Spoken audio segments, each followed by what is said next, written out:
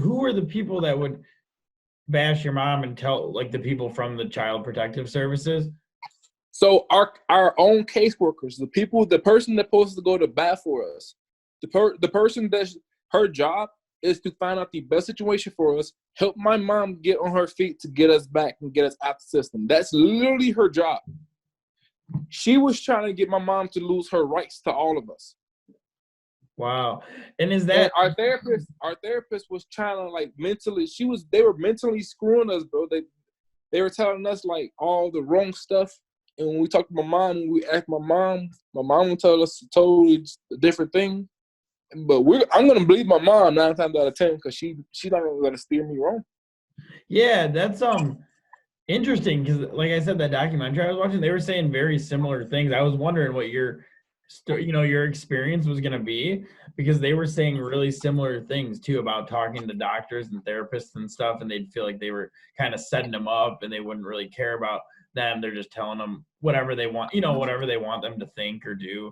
And did you ever get put on some of these kids, they were putting on, like, a lot of medicine. Did they ever try to put you on medicine or anything? They tried to put me on medicine for ADHD and ADD. They did. They put my little brother on it. They tried to shove it down all our necks because when we got there, we didn't want to talk.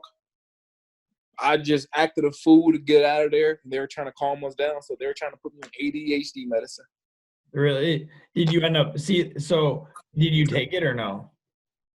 So in order to do that, you gotta go to take a ADHD Joint Lucas basically it's like a evaluation test, like a 3-hour test. You're gonna do stuff on the games like that. They're gonna test how patient you are, how much you're gonna hold your attention, and they will judge off if you need something with that. So when I passed my test and I didn't need it, they couldn't put me on nothing. Oh, I see. So they tried, but you passed the test. Yeah. How many homes were you in throughout? How old were you when you got out of the system? Is that why you joined the Army? So when we left Hanover, we went back to Gary, and we stayed in this house for about 6 months. And my uncle had adopted us out of the foster care system. So when I moved, I got out of it. Well, it was the summer.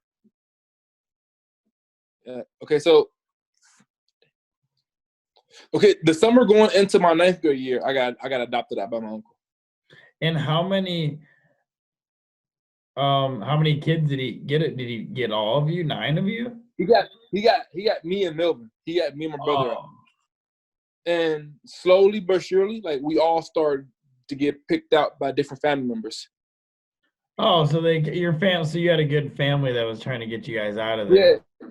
Yeah. Our families, we stay together, man. Without my family, dude, like, I'm nothing, man. Like, that's what it is. Yeah, for sure. They also said that in those homes, did you ever come across people that were sexually abused too? Like, did you live with a lot of different people, like a lot of different kids? So we didn't live with any like any other kids until we got to Hanover, and we were there with Marcus and Josh. Yeah, so they were my first actual, like, foster siblings. Oh, was it just you? That's there. Yeah, so throughout, like, so when we first got in the system, it was the oldest 5 and the youngest 4 together. So my older sister, she was around like 16, and my grandma had got her out, so she was already out. Like, Erica got out probably like 6 months to a year in. Melvin went to Hanover, and it was me, my 2 sisters was with each other until we all got out, and we all got out around the same time. We all got out the same day. We all got out the same day. Oh, okay. So you were in there for maybe 3 or 4 years or something? It was about 3 to 4 years, but dude, when I tell you, like, I still think like it's all my childhood, because it was so much, like, that's like the biggest part about you when you're going through a system. It's so mentally draining. I feel like I was in there from the time I was, like, born until the time, like, I came to Michigan. It was what it feels like. Really? It's almost like, could you say that it's sort of seems like a form of like childhood trauma, basically? It is, man. It is. Like, was one of those, like, everything makes you like aware. You're aware about you're aware about, and it's different type of trauma that people goes through. Like, my family and my sisters and brothers, we're all like struggling with our childhood in different ways. Yeah. Mine was with anger. Like, I would try to fight to Did you? relieve like some of the stuff. Yeah, I would try to fight all the time. Really? Yeah, and that was like my way to like relieve stress and relieve what I was going through. But I say, man, like, it's I think we need to do a better job. Everybody needs to do the government needs a better job with the foster system. Like, really get people in there that's not looking for a paycheck, man. Because you can tell when people looking for a paycheck. You can Could tell, you? like, the report just coming in his house. Yes, you can. Yeah, Right and away, I can walk into your house. you probably don't feel that good, right? When you walk into a house, if you know that they just don't really care about you and they just want the money. Man, that's probably the worst feeling, is like being somewhere and try to get along with people that know they don't want nothing to do with you. And it could be they don't want to get mentally drawn to you and they're not trying to adopt kids. It could be that reason, or it could be just they just don't really care about Yeah, and do you get, yeah, because they get paid a lot, right? So each person, if you you. take Yeah, a foster child, you get paid a certain amount of money each month. And then then the less money you spend on the child, the more money you get to keep, right? So, yeah, and I think, like, when you first get in, each child get like I think we got like $1,000 like clothing voucher to Burlington's. But when you got in, like, I was really short all my life until I hit a growing spurt, and I hit that. And when I got to the first house, I hit my growing spurt, and I was literally, they made me wear like flooded pants, shirts that's too little to school because, really? yeah. So you probably didn't have many possessions then, did you, throughout that time? Oh no, man, no, sir, no. You get the bare minimum. You get the bare minimum in some people's house because they got their other family, their own kids that they're taking care of. So they have you to take care of the other kids. So whatever scraps and stuff that falls, you can pick it up. Oh, you mean they might have kids of their own? Yeah, yeah. So majority of them do. The majority of them, if there's not kids of Oh, their own, they adopted it when they were infants. So basically, it's their kid. So they're gonna give them what they need, and if they can fit you into what they're trying to do, you can. But if not, oh, so they don't mind you knowing that there's preferential treatment, basically, right? yeah, yeah, yeah, yeah, sir. Huh. So what do you think? Do you think that they're just the first step is just getting more awareness out there, right? Getting more people Yeah, I think, aware of the situation. yeah, man, and listening, like, listening to these kids. If you have four sets of kids that come through people's house and they all scream at the same thing, maybe that's not like Yeah, you mean the not a kids in the coincidence. system, like even the law enforcement won't listen to them, right? The They child. don't listen to him, man. They don't listen to him at all, dude. The craziest story, dude, you'll hear. The night that that day we were taken away on a Sunday. I'll never forget it. We went to church and the pastor there gave us an envelope. And I think in an envelope, man, it had to have probably about like $400 to $500 in there, and a lot of coins and stuff like that. So, but they knew about us and they knew what we were going through, and helped my mom out with a couple hotels a night and to release some stress from her. So me, Eric, and Melvin. Eric is my older sister, and my mom sent us to McDonald's to go get some burgers and stuff. So we go downstairs and we're laughing and joking. We're happy. We got some place to stay. We got some food. We're gonna have us a good night. We'll have us a great night. So we go out the front door, and as we're walking out of the apartment to go to McDonald's, we see two cop cars come in behind another car. So we were laughing and joking with that about them, like, yo, those people got pulled over, they're about to go to jail.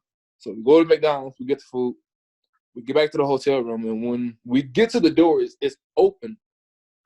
I'm knowing I'm the last person out. I'm like, I didn't leave that door open. I opened the door. There's 2 cops and a dude sitting in the hotel room. My sister Maya walks up and says, they're taking us away from our mom tonight. My mom's crying. She's getting the kids dressed, and they're going to take us away. So that's how that night, that's how we got taken away. And the guy told us to our face, we're going to get your mom a house. We're going to get your mom this. You will only have to spend one day, like CDC said, two nights in a foster care system. And I've never seen her talk to that guy since. That's what they told you? That was, so you were in foster care and then you got back with your mom and then they. No, this was the night we got taken away. So that story originally? was the night. Yeah, that was the first, only time we got taken away. That was the last time we were all living with mom at that time. Oh, that in itself is a pretty heartbreaking event. Like you just said, you were about to have a great day, and then that's pretty fucked up in itself. Dude, it was, dude, I tell you, when you, and Melvin was like this big, tough badass, like all through our life, like the straight face and everything. We're standing there, and Melvin has 2 bags of McDonald's in his hands, and he drops them, and he says, I think I was like, I had to be around like 12 or 11, and so that means Mel had to be 13. And Melvin, room full of adults, Mel was like, I'm not fucking getting in that car. And my mom, dude, it was like the funniest. At the time, it wasn't funny, but then my mom was like, Mel, get in the car. And Mel was like, I ain't going nowhere. And 2 cops coming towards him. He was like, you better back the fuck up. Like, dude, it was like the funniest story. The funniest thing at the most, like, the non-funniest time ever. That's funny, dude. That's funny. Yeah, that's crazy, man. That's crazy experience. And then they don't give you a warning then, huh? They just kind of take you. Some people have warnings. I don't think we did.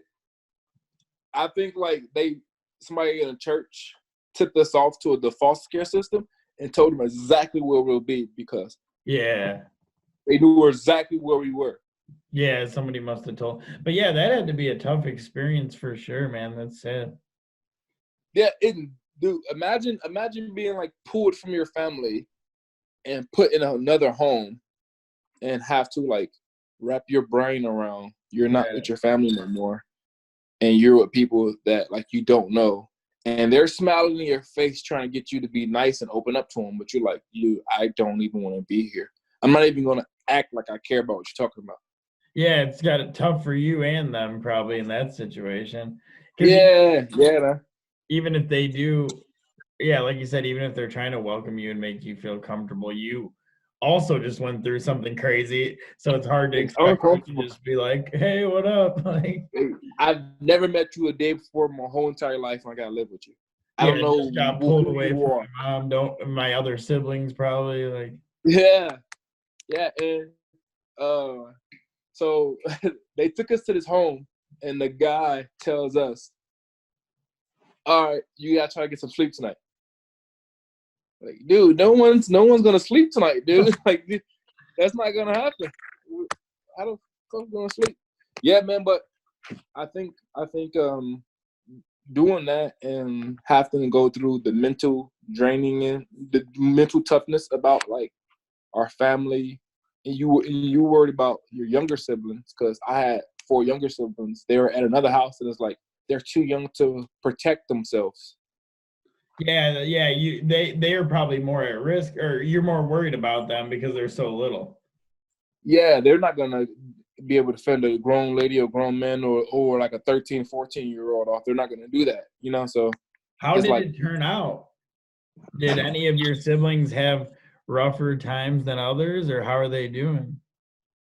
Dude, I think it's something about how my mom raised us, because we all got out like pretty much unscathed. I'm sure, like, So we all got out. Our parents, some of the parents pulled them out, and I have Melvin. He's deployed right now to Kuwait. I was in the military. My oldest sister, she's working down in Indiana, doing good. She has a family. I want to say a fiance and like 4 kids. My 2 younger sisters graduated high school down there working in Indiana. I had a sister that went to California, got accepted in some colleges, and my younger brother Maurice, he's about to go to Central, and the 2 youngest ones, they're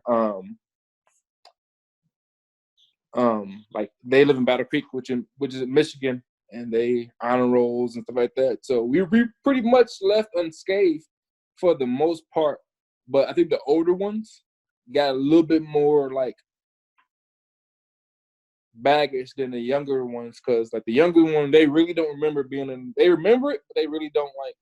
All their life was them out of it that they remember. Because if they got in there like a few years old only, right? By the time they got out, they were still pretty young. Yeah, and so everyone got out the same day. So when I moved to Michigan, everyone got out. So, and I've been in Michigan since 2010. So it's been 10 years. So you've been there for 10. You've been there for 10 years in Michigan. I think I got to Michigan in 2010 because Melvin graduated. Yeah, it was 10 years. It was like, I think in like June or July, it'll be 10 years. Wow. And then when did you join the Army? Right away?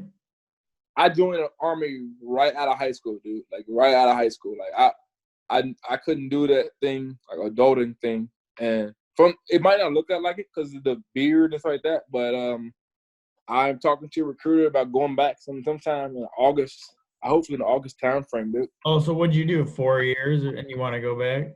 I had 4 years, and like when I was in, I was just too immature to like notice like what I had.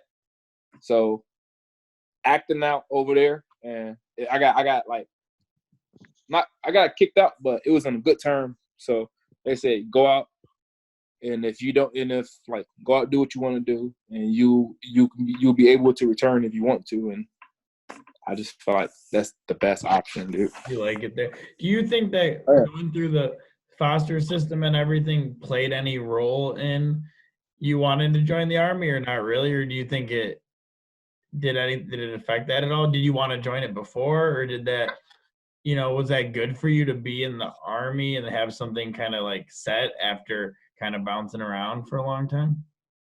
Yeah, man, I'm a guy that I do good off like militant stuff. Like if I have a set schedule, even now, I try to get a set schedule for myself, because if I just go by ear and play it, like just let the day play out, I'm 9 times out of 10 going to do something that I'm not supposed to do, which is nothing bad, but I'll probably like go buy something or make a choice that I wouldn't make if I, So the army saved me at a certain point, because it made me like actually like sit down and care and actually they force you to take care of yourself mentally and physically. And before I got into the Army, I was thinking if you go talk to a therapist, that's like you're weak-minded basically. And when the Army, they force you to go talk to somebody, and you actually like get to address some demons it makes you like okay with yourself. You can like, because I never talked out loud about the foster care system until I got into the Army. This will be the second time. Yes, this will be the second time I'm actually telling the story and telling somebody. I usually, like when I got out the Army, when I got out the foster care system, I told myself that's so far behind me. I'm never gonna talk about it again, and I needed to say it and how I felt to get that off my chest, basically, to grow, to mature. Yeah. I think that's cool that they have you see someone in the Army, because like you said, so many people could benefit from therapy. Pretty much everybody could. I don't think I ever met somebody that couldn't, but people don't do it because of kind of the stigma about it and how they're growing up and taught, like, and they think like, I'm not going to go talk to somebody. I mean, I never did either until I got clean. And when I got arrested, they sent me to, one of the things was I had to go start seeing a therapist, and it was cool, man. It was awesome, but before that, I had never, when I was getting high with people and all that, and doing crimes and selling drugs, nobody ever really talked about. We all had we were all kind of suffering, but nobody really talked about it, you know, or at Yeah, least dude. not on a deep level. Oh yeah, oh yeah. No, I think that was the thing. That was the thing, like about it about me and going through the system. They were trying to tell me to talk to people, and I have people telling me go talk to somebody. Like, well, why are you so angry? And I'm just like, I'm not angry. If you ask me, tell people me go talk to somebody, it's gonna make me angry. And I was just so against it. Yeah. And when basic training happened, you go through like it's like life changing events. And now people like in the army, somebody can tell you like before I got in the army, there wasn't a grown man that would look me in my face and tell me to shut my fucking mouth and put him in my face without me like swinging on him. And like when you like people, they talk to you all type of different ways in the military, and it messes with your mental. So they force you to talk to somebody, and in the long run, you find out what is the like bigger problem that you worry about. It's not that person; it's actually you. Yeah. Yeah, it That's just what kind of I was brings like. Yo, out.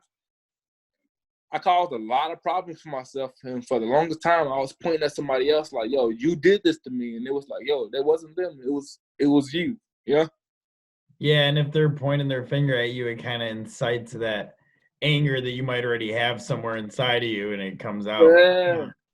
Yeah, man. Yeah, you get it. You get it, dude. You get it. I don't remember. I don't know if you remember this, but I remember like I was down there with Lewis, and we stopped at your house, and but after I seen you, and I got out the car. I said, "What up, Alex?" He said, "What's up, man?" And you gave me a knuckle tap, and you went to the car. You got something from Lewis, and you just walked right in. I'm like, oh shit, damn, Wait, what do you mean? dude. Yeah, that was the last time I seen you. I seen you. I was with Lewis one time Yeah, no, I heard you. Why'd you say, oh, damn? because I was like, oh, we want to talk, and I don't know what you were doing. You just walked right back inside of the house. Oh. I was like, that was. I don't know if you remember or not. But that was the last time I seen you. That was before like you had clean and stuff. Before I knew what was actually going on down there. With Yeah, no, you know, I don't I mean, I don't know, I might remember, it's been so long. I yeah. actually ended up living with Lewis for like a year. Oh really? You know that? Yeah, when I was 17, Lewis Norman, right? Yeah, we got an Yeah, apartment. yeah. We had an apartment together in Maryville when I was like 17. And then when I was 18, I got this house in Maryville and lived there for a little bit. And in those apartment in that house, things got really bad. And then when I was 20, that was when I got arrested and got clean. Oh yeah, yeah, yeah. But So how's it? I'm gonna ask you some. I'll ask you some questions, man. Like, what was the biggest challenge? Like getting clean. What was like the mental hurdle? Like when you say, okay, I got it now. Like I'm, once you do something for so long, it kind of like becomes a part of you. And I have an addictive personality, so I know I can't do it drugs because I want to do them all the time. yeah, So that's what was the mental edge like getting over that? yeah, addiction is well, yeah, I do too. Have a super addictive personality, and addiction is a real thing. And I actually work as a recovery coach now, but a lot of people think that, they think addiction is just a choice. And yeah, you can make the choice to not do or not do the drug at first, but after you get hooked on it, it's not really a choice anymore because I was Oh doing yeah. all kinds of stuff that I didn't even like. I didn't even like how uppers made me feel, like cocaine and ecstasy and Molly and stuff, but I did them all the time anyway, even though I knew once I do this, I'm going to be up for 2 days and I'm going to feel like shit. And last time I took it, I thought I was going to die, but I had to do it anyway. Like I couldn't stop from just grabbing it. It was like a compulsion and an obsession. I had the inability to say no. But for me, it was, well, first of all, let me say this. I was just addicted as much to the lifestyle of like drugs and money and violence that I was to doing the drugs too. So the whole thing, Yeah. I like the whole thing, and it was, I kind of wanted to stop, like not stop, but like 6 months before, I wanted it was getting kind of bad, but I just didn't have the ability to, you know? So it was kind of like God did Yeah. for me what I couldn't do for myself. Because I ended up getting arrested and I was charged with like armed robbery and assault with a deadly weapon. And I think the change for me, the biggest decision was that, oh, my dogs, was that I couldn't be involved with it at all anymore. You know, like that's what keeps a lot of people like, well, I'll just try and drink or I'll just try and smoke weed.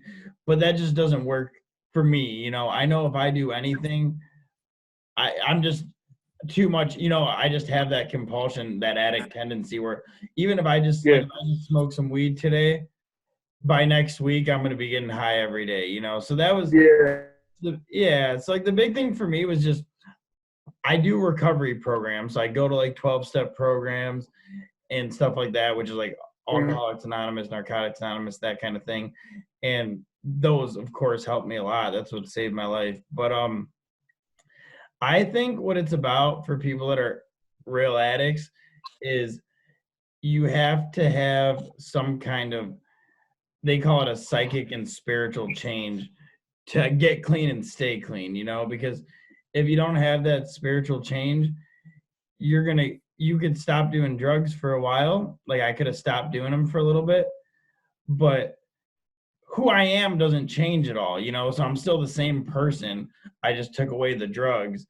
And eventually I'm going to go back to that because that's the only thing I know. And that's what makes me feel good, you know? So unless I do some Mhm. work to change and find that peace somewhere else, I'm either going to go crazy or I'm going to go back to doing drugs, you know? Oh yeah, man. Oh, 100%, dude. Like I said, you got my respect for most people. You see, most people they've been battling that thing. They're battling it their whole life, and addiction. I mean, I feel like addiction could be anything. Addiction can be like Yeah. you see, like addiction, like people do the hoarding or eating, Mhm. or it's not just drugs that people become an addict of. And I think that's like another big. I think we should focus more on mental health as a whole entire like nation, basically. Yeah, that's what I was just talking to one of my patients because now that I'm doing recovery coach and I get like one-on-one, they're basically therapy sessions, but I'm not a therapist, I'm just a recovery coach. But Mm-hmm. we were just talking about that because you know everybody focuses on everything else other than their mental health. And really that's where it's all at. Like everything you're thinking and everything that's going on, it's all going on in your head, you know? It's like your mind is the most important thing to take care of, you know? Everything else falls into Yeah. place if you have a healthy mind. Dude, it, a healthy mind and a strong mind. When I got to basic training, I was like probably running like a, you and at a certain age. I was basic training when I was 20, and when you get there, like for my age group, I had to run a 15-minute, 36-second 2 mile. When I first got there, my diagnostic test, I ran a 2 mile in 30 minutes. Really? So I was so much out of shape. But mentally, I went through um the I had went through foster care, and I went through like just overall being in Gary. So mentally, I was tough. I was tough mentally. And you see people come in all like jacked, like physically and doing great on PT tests, but they were first ones to crack mentally. Yeah. And That makes sense. you see somebody that's big and strong. The next moment, they over there trying to kill themselves because there's too much mentally for them. And Yeah. it dawned on me, like I was like, first I was like, man, these guys are weak. I was like, what? That's weak. That's weak. Then I had a relapse mentally when I was in the army too. I'm like, yo, those guys wasn't weak. They just didn't. They just needed proper steps, and they weren't like mentally strong. Yeah, it's interesting because I know you could fall into that trap sometimes. Like I could in recovery too, when I'm doing good and feeling all good, and then I'm like, Mm-hmm. man, why do these people keep relapsing, or why are they so like their mental health so bad? But then when I have go through a struggle, then it's good because it humbles me, and then I'm like, oh yeah, like it reminds me, you know, that anybody's apt Mm-hmm. to going through it. It just depends, you know, some people do something about it. And some people, it's not their fault. They just don't really know, that there's a way out of it, So or Yeah. they don't really know, or they're kind of scared to take that.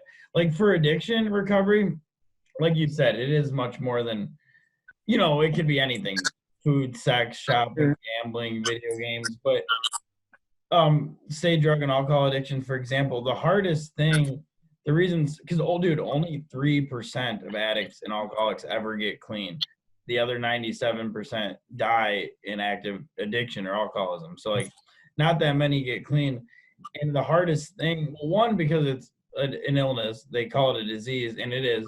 And then like the medical people don't know that, they don't like to admit that, but like the medical associations call addiction a disease, because it's basically a disease is anything that affects the structure, your structure, either physically or mentally. Like I would always read it too. Here, let me look it up real quick.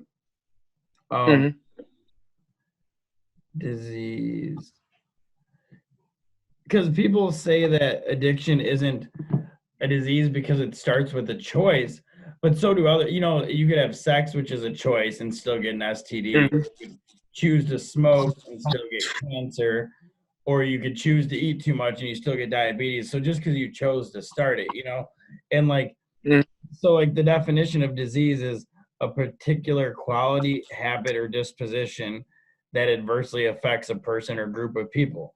And that's what it is. And then it says a disorder of structure or function in a human that produces specific signs or symptoms and is not a result of physical injury. So it's like, it's hard for people to admit that. And then the hardest thing is like for somebody to actually ask for help, Oh yeah, man. Oh yes. Oh yes. I think the best life coach to me is experience. Like you experience a lot, man. Like I experience so much. Like I go to these places and I try to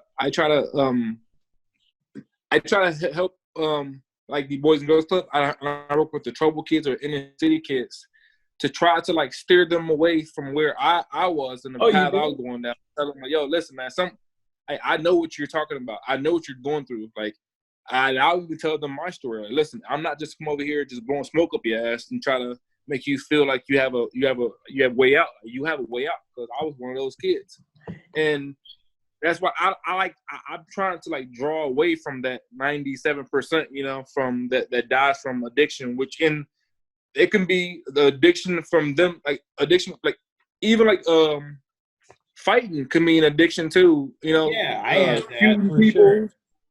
shooting. So and that's like a disease as well. Like going down the downward spiral is a disease, bro. Mentally and physically. So if I can help somebody, if I can like save like 3 out of 10 people, do like I can feel good about myself, and I'll go do more and more and more, and hopefully they can reach out and help people as well. So yeah. I be trying to help people out, man. I'm emotional. I be trying to find out the answers to a lot of stuff, I be beating myself up about like if I can help people.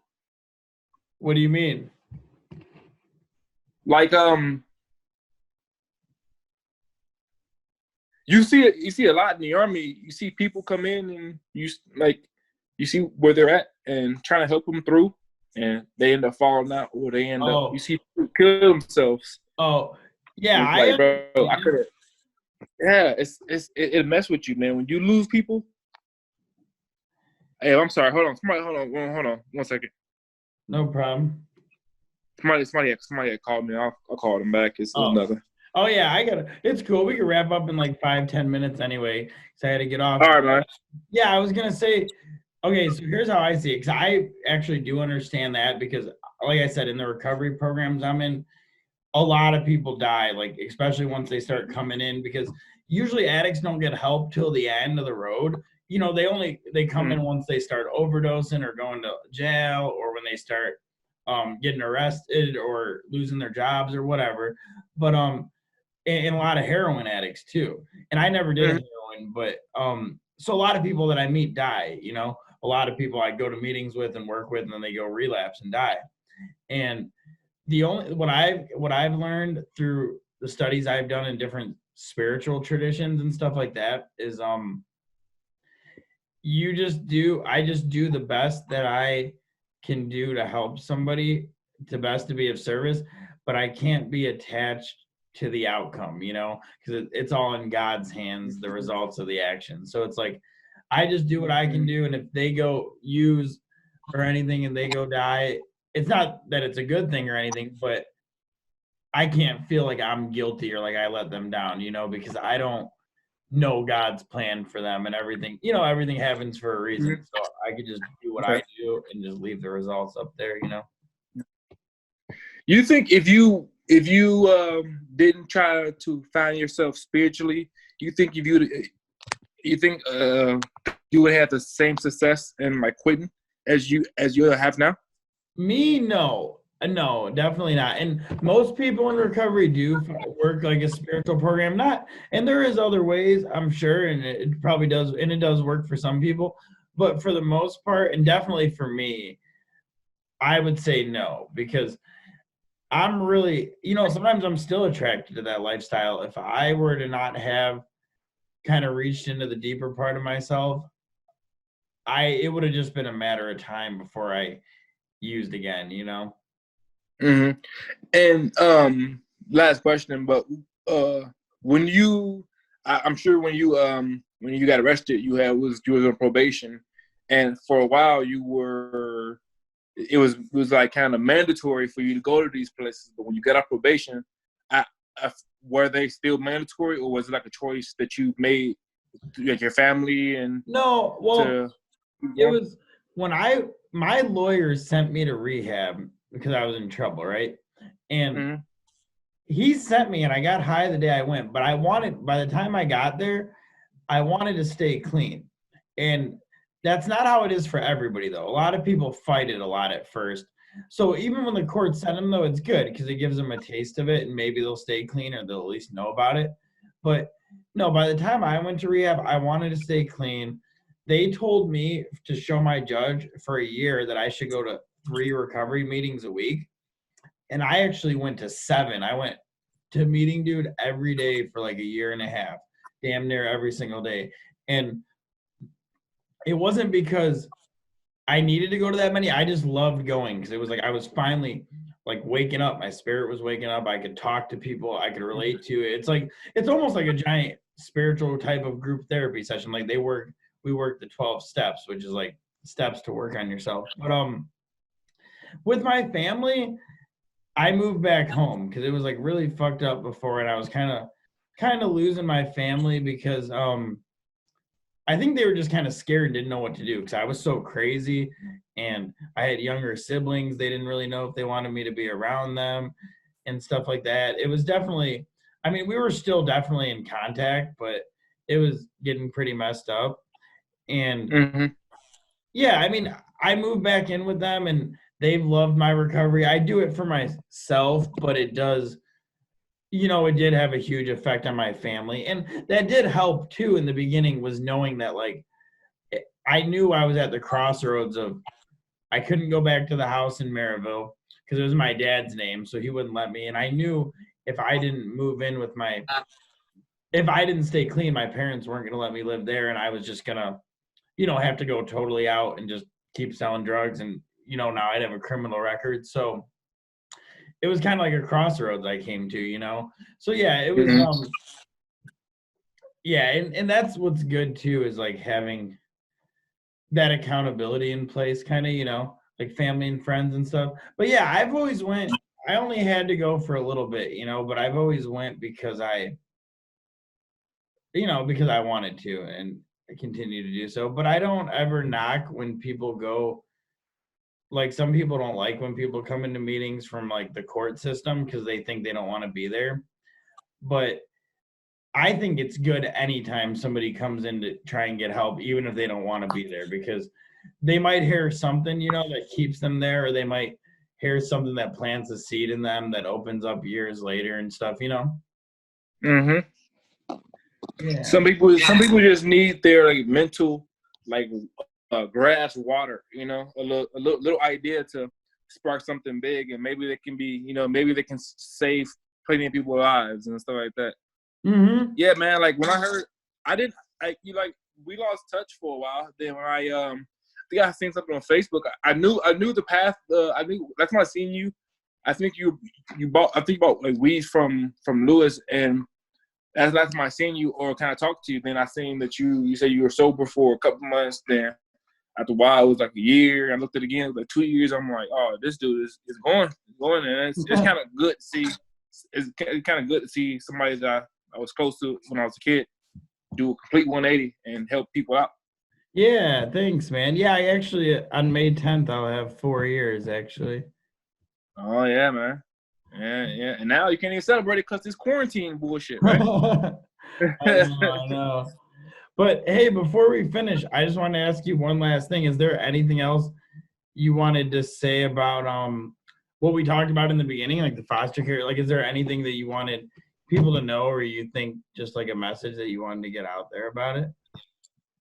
Yeah, man. Like, if you guys have family out there, like, reach out. Like, if you have family in the foster system, reach out to them. Like, make sure they're okay. Like, just because they're not your brothers and sisters or your immediate cousins, don't mean that what you can say and what you can do for them will help them out. Like, most people, like, when I was in, I had cousins that would call me all the time, aunties, uncles that would Facebook message, MySpace message me at the time, tell me everything's gonna be okay, keeping me like emotionally feeling like I'm there with the family. It's probably don't seem like a lot, but most people in the system they need that. They need that support from long distance people. They need it. So if you guys have people in there, like reach out to them. They're probably not okay, and hopefully this message will get to somebody and somebody make an impact on somebody's life. Yeah. Yeah, that's the plan, right? Well, cool. Thanks, Mm-hmm. man. That was awesome. Yeah, we should definitely stay in touch, and then Yeah, we dude. could even get together another time on here and do something else or whatever. Dude, I can do pretty much any topics